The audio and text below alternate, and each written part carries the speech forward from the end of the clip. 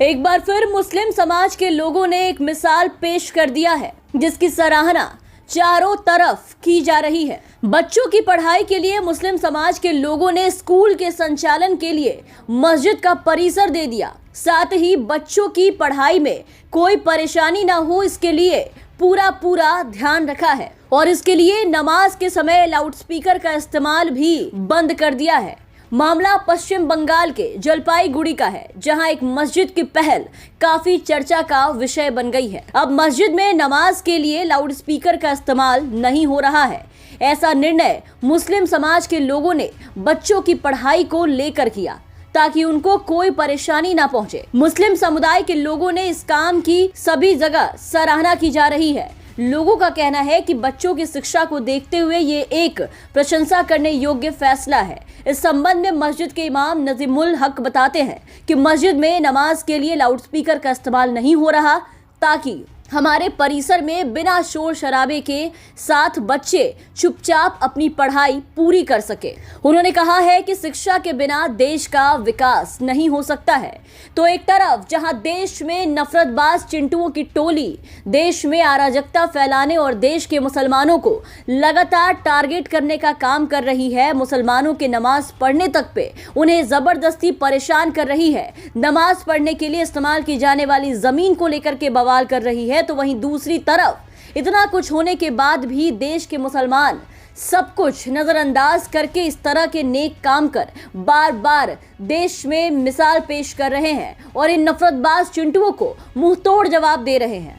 Corona से लेकर के हर परिस्थितियों में जब जब देश में मदद की गुहार लगाई गई, देश के मुसलमान हमेशा से आगे आए।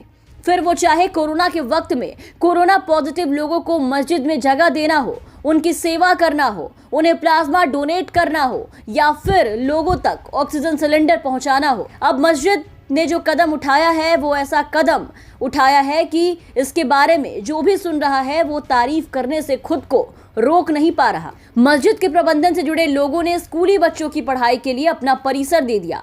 उससे भी बड़ी बात ये हो रही है कि बच्चों की पढ़ाई डिस्टर्ब ना हो उसके लिए अजान में लाउडस्पीकर का इस्तेमाल भी रोक दिया गया।